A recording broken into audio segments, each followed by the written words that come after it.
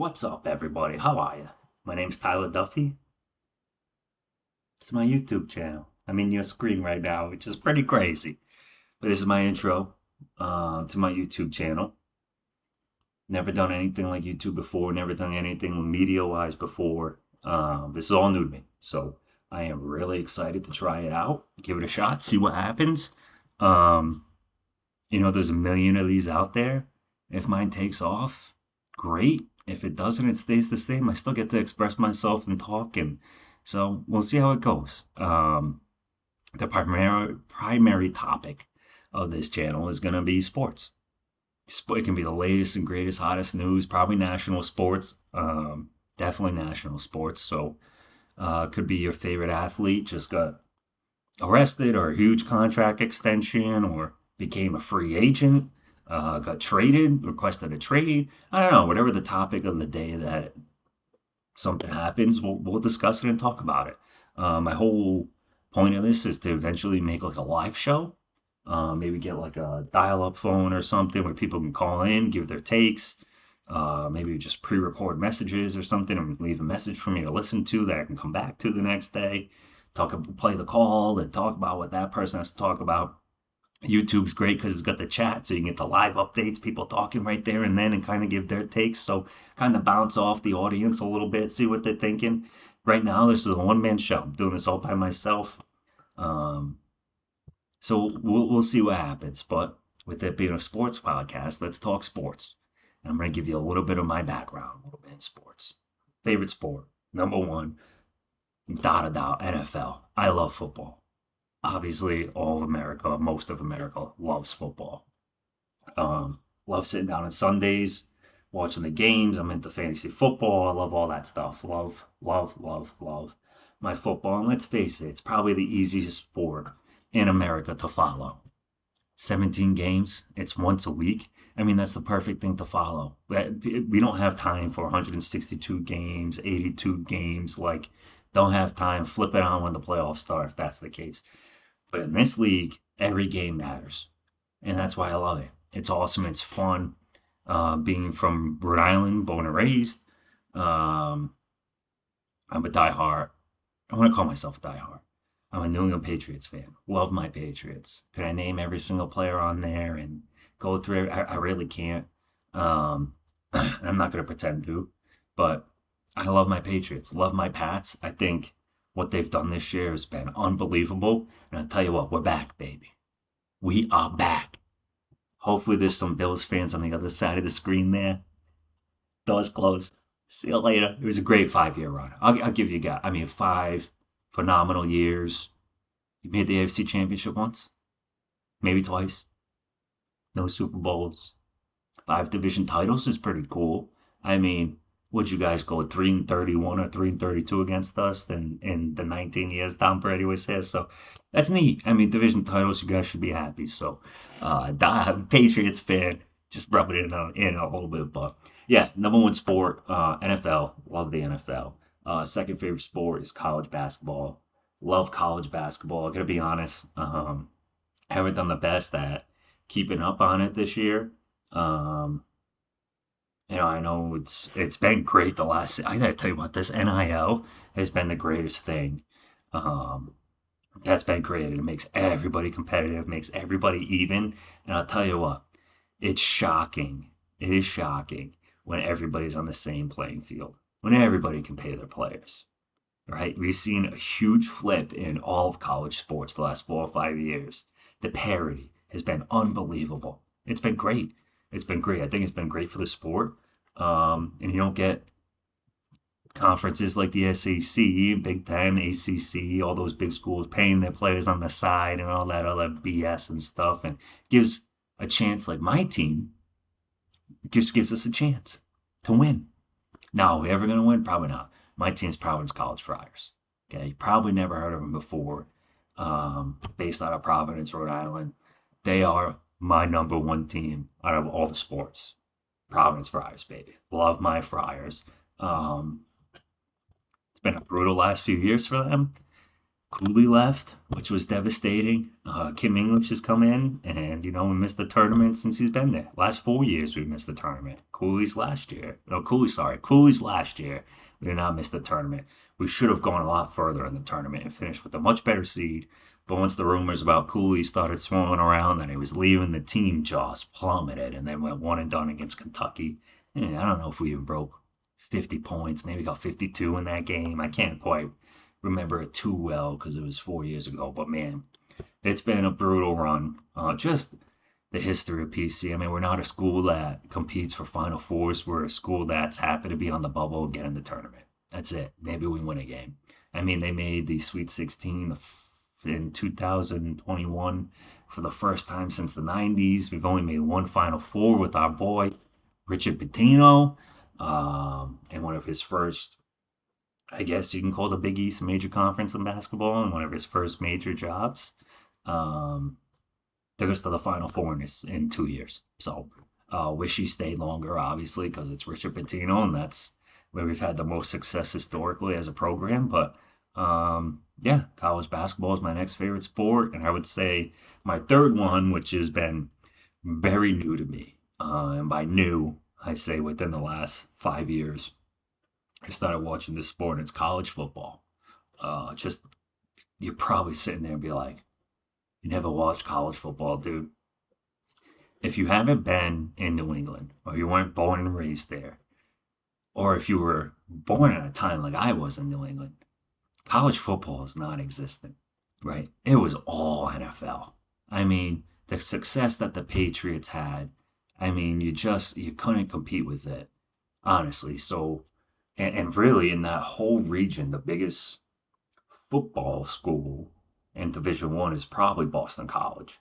Um, so, and even that, man, Boston College was good. 1 year I was there, they got to number one. I think they were 7-0, got to number one in the nation with Matt Ryan. Might have finished 11-1 or 10-2 that season. I can't remember. That was a long time ago. I mean, Matt Ryan's been retired from the NFL for a few years now, so that tells you how long it is. It's just completely irrelevant back home. Now, how did I get into college football? My wife. My wife was born and raised in Columbus, Ohio, so she's a die-hard Ohio State Buckeye fan. She went to the University of Cincinnati and loved college football there. Went to all the games on Saturdays, the tailgating, the boozing before game, boozing after. I mean, it was really cool. And when you go back and you kind of see those stadiums, like I didn't go to a school like that, right? I went to a small commuter school called Rhode Island College in Rhode Island. I failed out of there and I went to Southern New Hampshire online. So like I stepped foot on the Ohio State campus and I was fucking blown away. The UC campus, I couldn't believe it. The football stadium was awesome. I mean, you can just feel the atmosphere when you walk in. It is so cool when you look at college football and you look at the history and how long some of those schools have been long and the traditions. There is nothing like the traditions of college football. I love it. OHIO. I mean, I was on my honeymoon in St. Kitts and I had a fucking Ohio State hat on and somebody hit me with the OH. I got like it's just the traditions are. I know there's gig 'em in Texas A&M and hook 'em horns, right? So I just think that stuff is so cool. But anyways, the story about how she got me into college football. We started dating, and on Saturdays she had to watch College Game Day, like 9 a.m. Tuned in, locked in, ready to go. And I was like, I mean, I'm gonna go do yard work because college football sucks, right? And like this is just me from watching Notre Dame growing up playing Navy and beating them by like 60. I'm like, this is not even close. And it's like the whole, I think, what actually really helped or can help college football game fans. The whole, you had to go undefeated and there could be 4 or 5 teams undefeated and there's two teams that get in. I mean, like, what kind of playoff is that? That shit fucking sucks. Like, nobody liked that. So, of course, that was the year I started getting into it. It was well, it's probably been around for 8 or 9 years since then. They had the 4 teams make it. And that year, UC made it. So, of course, my wife was watching the UC football games religiously every Saturday along with the Buckeyes games. And Eventually, I just started sitting down and watching them with her, and then I got hooked. I got hooked. I love college football now. I watch as many games as I can on Saturday. I got the YouTube TV set up, so I got the four screens going on at once. I got four different games, so it it's a lot of fun. It's a lot of fun. I love college football. I love college football. It's the best. It's one of the best sports. So, um, yeah. Without further ado, let's jump right into it. I mean, Black Monday. It's here. We got the Falcons, Browns, Raiders, Cardinals, Titans, Giants. Obviously, we already knew the Titans and Giants because they fired their teams mid-season. Um, but between yesterday, Sunday, I mean, Raheem Morris, dude, he got fucking let go. That game ended at 4:30, 4:35. I got the Adam Schefter tweet saying, "Hey, Raheem Morris has been known he ain't coming back next year," which is crazy. I mean, did he deserve it? I don't know. I'm really at 8-9. I think Atlanta's one of the most talented teams in the NFL. 8-9 with that team. They don't have a quarterback.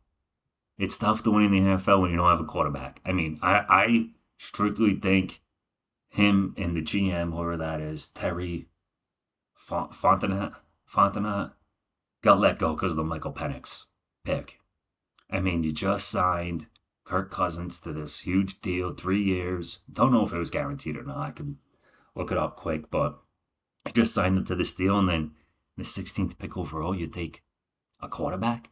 Like, and not only a quarterback, I mean, the dude can sling it, Penix can sling it. A quarterback with 3 serious knee injuries. Like, that's exactly why the Patriots should have never taken Penix, which is what I thought. I did not want them to take Penix. Hand up, side note, they didn't want them to take Drake May. I said, I think you can get more production. This is a direct quote. I think you can get more production out of a bag of balls than Drake May.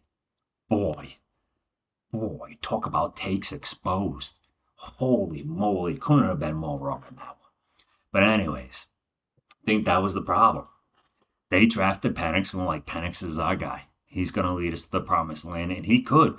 But with the injury history, and he just really wasn't performing that well on the field. And they're loaded. I mean, Drake London's a stud wide receiver. You got Bijan. I mean, the defense is one of the young and up-and-coming defenses. They hit last year. That kid Pierce from Tennessee is an absolute dog. Love him. I actually wouldn't have even hated if the Patriots traded back up to the end of the first round to get him, but didn't do it. I mean, it all worked out. But anyways, Kevin Stefanski, Cleveland Browns. See you later. Am I surprised? No. No. No. I mean, the Browns have been historically bad, and they haven't been able to hit on a quarterback. Again, it's a quarterback league, man. You gotta have a quarterback. I don't care how good your team is. If you don't have a quarterback, you're not gonna win. And that's been the Browns' problem. They don't have a quarterback. Now, can Shadur be something? I'm not too high on him. He's looked better than I thought he would. But I don't know. We just gonna have to wait and see, I guess. So, we'll see what happens there. Vegas, Pete Carroll. I mean, this is why people in their 70s don't take head coaching jobs. I mean, that was a complete. This dude has had an awesome career. I mean, won national championships in college football. He's won Super Bowls in the NFL. I mean, he's been at the pinnacle of two of the highest leagues in this country. And he just got fired after one season with the Raiders. That is embarrassing. If he wants to still coach, and I'm sure he can, he looks young and in shape, like he's got the energy. At some point, you got to give up on the head coach and just go to coordinating. I mean, he'd be a great defensive coordinator somewhere. Look at Wade Phillips. That's what Wade Phillips did. He got to the point where he was too old to be a head coach, so he wanted to be a coordinator. Went with the Rams and won a Super Bowl. Now he's the head coach of some UFL team or whatever, but I mean, that's crazy. It's just, I think it's at some point you just got to give it up. If you still want to coach, which I'm sure he does, and coaching is, I've coached high school baseball for 10 years. It was devastating to give it up. I did not want to give it up. Coaching is a lot of fun, and it's fun when you can pass knowledge on to other people. And Pete Carroll can do that. You just got to step down and be a coordinator somewhere. I mean, I just think that's what he has to do. The Cardinals, Jonathan Gannon, again, I mean, like Kyler Murray. I mean, what are we doing, dude? Anybody see that video of him? His wife just gave birth and he's got a Call of Duty set up in the fucking in the room. I mean, that's crazy. That's crazy. There's been issues with him in the past about not focusing and not watching a bunch of film, and it shows on the field. The dude's got all the talent in the world, but he looks lost. He just runs around and rolls out of the pocket and just flings it, and it's like there's no concept. It seems like he's not really into the game, and then there's games where he just boom and takes, like, he's got potential. Arizona, I mean, they got a ton of talent. That kid Wilson that broke out this year looks really good. I know James Conner got hurt; he's older. But you got Connor and DeMarcado; those are a 2-in-1 good combo. You got Harrison to throw in with Wilson, and you throw in arguably one of the best tight ends. I mean, that's a formidable offense to put up points. I mean, look what Jacoby Brissett did with them. And that's Jacoby Brissett. He's terrible. So they definitely need a quarterback there. So we'll see what happens. Not surprised by any of these firings, by the way. The Titans and Giants, we all know what happened there. Got fired in the middle of the season. Dayball, I love Dayball. I mean, it's too bad. The Giants are just young. I think they got a lot of talent there. They're just young. Um, So I think that's another great job in Tennessee Titans. I mean, that team is not the worst team in the NFL. It's the second worst team because nobody's worse than the Jets. So which I'm surprised we haven't gotten anything about Aaron Glenn yet. But the Titans, I mean, you got Cam Ward. That's it. You don't have anything else. Their defense could be good, but that place is just a dumpster fire. I mean, Cam Ward's got no offensive line. He's got no tight end, no running backs. I mean, Tony Pollard's okay, but I mean, no tight end. You got nothing.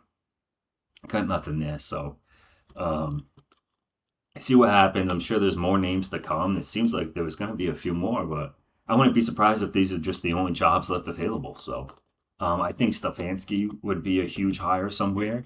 I think Stefanski would be great with the Giants or Atlanta. Um, but we'll see. We'll see how these plays out. I really don't know any coordinators or anybody like the big next and up and coming thing. So I guess we'll just wait and see and see what happens. Which is going to the next topic, baby. The playoffs. We're here. This NFL season fucking flew by. Absolutely flew by. Couldn't believe how fast it went. Um, so let's just jump right into it. Rams Saturday afternoon rematch. Rams Panthers, one of the biggest upsets in the NFL season. At the time, the Rams were one of the hottest teams, right? And the Carolina beat them outright. I think they might have been a double-digit dog there, 12.5, 13.5 points. Lines open up at 10.5. You got 61% of the bets on the Panthers right now. I like the Rams, man. It's a lot of points to lay on the road. Um, but it's tough to beat teams twice. I think everybody veering off to Carolina. I think the Rams handle this one actually pretty easily and move on to the next round. So we'll see what happens there. But yeah, I'm gonna go with the Rams. I mean, Matthew Stafford and the experience, and Sean McVay, they've been there before. They won a Super Bowl recently. The team's loaded on offense. Defensively, they're so good. Seems like down the stretch they're kind of faltering a little bit and had a few hiccups. Hopefully they learn from that. The last two games are pretty concerning.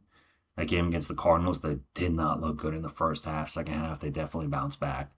Um, and that loss the week before, let's see what that loss was to. I can't remember off the top of my head. I'm sorry, guys. Week 17. It was Monday night. The Falcons. That's right. The Falcons dominated them. Physically, just out dominated them. So, a little concerning going into the playoffs for those guys, but I think they get by the Panthers in the first round. Just the inexperience from the Panthers. It's Gonna catch up to him. I think defensively they can do enough to hang in a little bit. Um, Maybe in the first half, but I think the Rams win this. I mean, the line's 10.5. I think they cover. I anywhere from 13 to 17 points. I think they win. Experience is huge in the playoff, coaching, quarterback wise, defensive wise, and I think that just that matchup alone there is enough for the Rams to get the job done. So next game Saturday, 8 o'clock. The Green Bay Packers and the Chicago Bears. Wow, the fucking Bears. Who would have saw that coming? Now I wasn't one to jump on Caleb Williams having a bad year last year. I thought he actually had a pretty good rookie season. 20 touchdowns, 6 picks, however many yards he threw for. I thought it was pretty good from a rookie quarterback. He took a huge jump this year. Um, and only improved and got better. I'm shocked that they're the 2 seed. I'm shocked that they're even in the playoffs. I can't believe it. Um, and they got Green Bay. Third time these teams are playing. It's a 1.5 point spread. Money's coming in on the Bears. I think it's around 57%. So see how it plays out. Green Bay, man, it's so hard to tell with them. Jordan Love's been out the last 2 weeks. Last week they didn't play anybody. Um, so I mean, we'll really see how they do. This is a tough one. 1.5 point spread. It's going to be close. There's talks of Mike LaFleur being on the hot seat here if he doesn't get a win, which would be mind blowing to me, but makes sense. I mean, Green Bay has got a ton of hype the last few seasons and really haven't really done much. I mean, they made the playoffs and stuff, but they get a team with a lot of talent like that. You got to at least have one NFC championship appearance, I think. So we'll see what happens, but I definitely not advocating for firing LaFleur. He should definitely be around. He's a great coach. I think the Packers go on the road and pull it off. I'm taking 2 road dogs on Saturday. I think they go in and I think they pull it off. And again, seeing an experienced team versus an inexperienced team. First year coach going into the playoffs. For second year quarterback going into the playoffs. Green Bay's been there before. The coach has been there before. So the quarterback's been there before. He's coming off concussion protocol. So it's not, I mean, not that a concussion's not serious. Concussion's very serious, but he didn't just miss the last 8, 9 weeks with some sort of hamstring or quad injury or calf strain or ankle sprain or, he's missed the last 2 weeks. So I think he bounces back. He's still going to be in a rhythm. It might take him a few drives to get going. But I think, honestly, I think it's going to be a dogfight. The spread tells you, I'm not telling you anything there. It's going to be a dogfight. Might even look towards the under there a little bit. Seems like the Bears offense obviously struggled against a beat up secondary of Detroit, which is pretty concerning, which is with the experience. And I hate playing recency bias and looking into those games. You should really look at the season as a whole. Yeah, they struggled, and that was a pretty serious game for them. They got lucky that the Eagles sat everybody and didn't play everybody, or else they could be the 3 seed and get San Francisco, which was a great fucking game 2 weeks ago, which would be fun to see. So, yeah, I'm taking the Packers over the Bears. Then we go Buffalo at Jacksonville. Man, I know I just went on that little rant a little while ago about the Bills and your door closing. Would like to see you win something, at least win something. I'm going Jags here, though. I think the Jags are hot. I think Liam Cohen's a great coach. I think them being in Jacksonville in a low market, they're not quite getting the attention that they deserve. Their defense is fucking legit, man. Nobody's talking about their defense. Their defense is good. They can bottle up the run here, bottle up James Cook, and keep Josh Allen in the pocket. They got a chance, and I think they can do it. Give me the Jags, baby. Give me the Jags. The Bills are 1.5 point favorites. The money's coming in on the Jags. Give me the Jags. I don't believe in McDermott. And that's it. I don't believe in McDermott. I think he's the team's always undisciplined. They always have numerous penalties at terrible times. I think their game plan is terrible in game adjustments. I just don't think McDermott's the guy. I think he's the guy that's got to go. I think he's the reason why they haven't won. I mean, That year where Josh Allen and Mahomes went back and forth in like the last 3 minutes of the game. I mean, he's a defensive coach. I know it's Pat Mahomes. I know it was Kansas City and they were wagging, but God, you took that lead with like 30 seconds left and you give up a field goal and lose in overtime. It's like can't happen. That cannot happen. And to be honest with you, this is the Bills' best chance because, like everybody's saying, no Chiefs, no Cincy, no Baltimore, no Mahomes, no Reed, no Lamar, no Harborough, no Taylor, no Burrow. There is no excuse for him now to not get through this. This is the easiest path he has had. On a side note, the AFC I think is wide open. I gave you two AFC games. I gave you the Jags. I think Buffalo can win. I think the Chargers could beat New England. I think the only team that can't come out of the AFC is Pittsburgh. Um, and we'll get into that in a little bit here. But yeah, give me the Jags, baby. I like the Jags. Next game, Niners and Eagles. Give me the Eagles, dude. I don't think this one's even going to be close, honestly.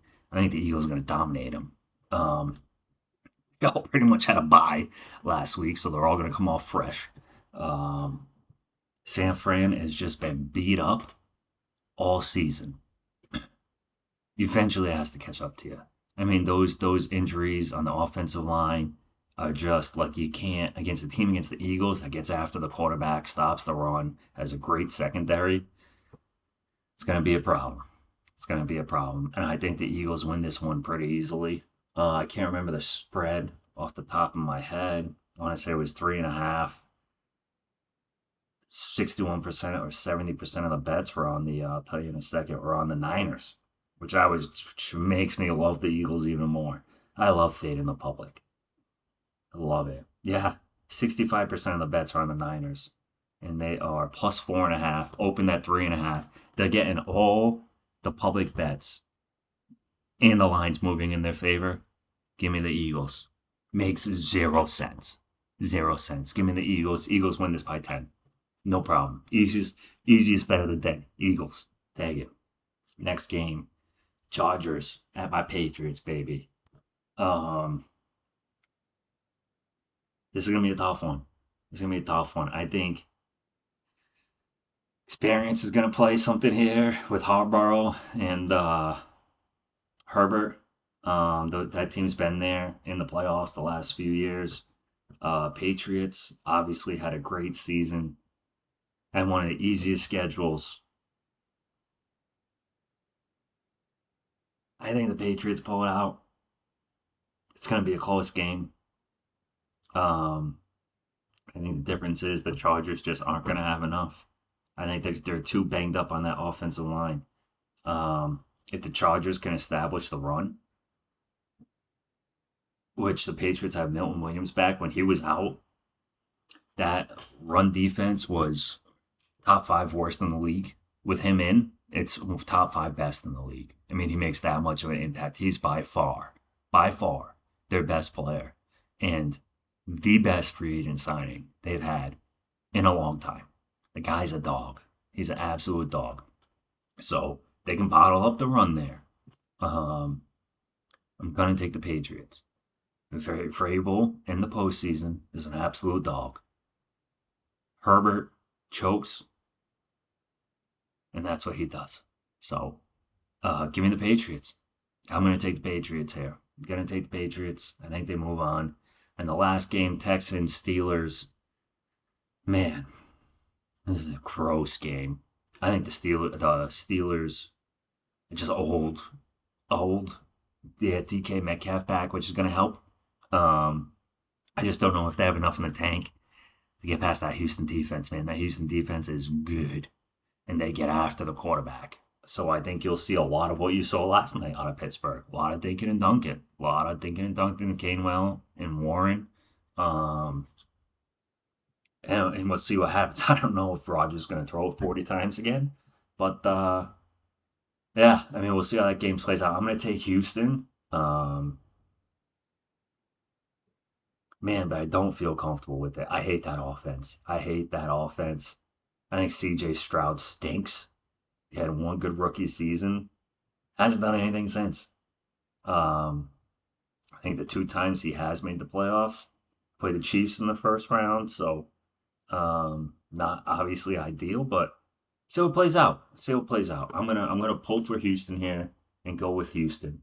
Um, so that brings us to the Rams. There's a 5 seed, so the Rams get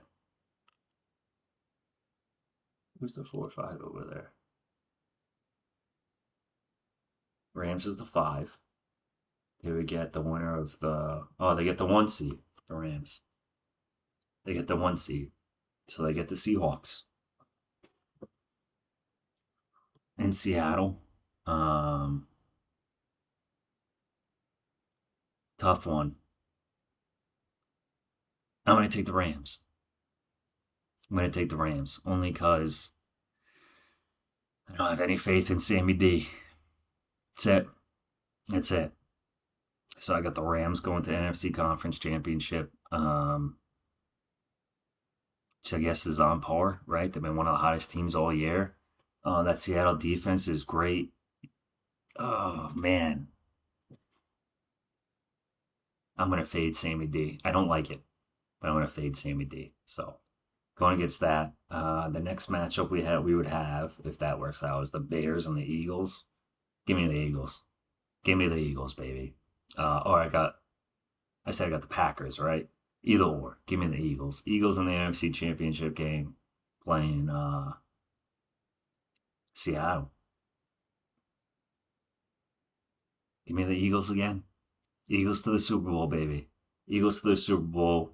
Um, and if this all does play out, I got the Jags against the Patriots. Give me the Jags. Going the Jags. I got the Texans against the Broncos. Give me the Broncos. I got a Jags Philly Super Bowl, baby. That's what I'm going with. And I'll tell you what, whoever does come out of the NFC, I think you're going to see a similar Super Bowl as last year. Doesn't matter who comes out of the AFC. I think it's going to be a blowout. I think whatever NFC team comes out kicks the shit out of the AFC team. So, see how it plays out. That's all I got for you. That's all I got for you today. I'm signing off. I hope you guys enjoyed my first video. We'll see how it goes. And I'll be back tomorrow. See you later.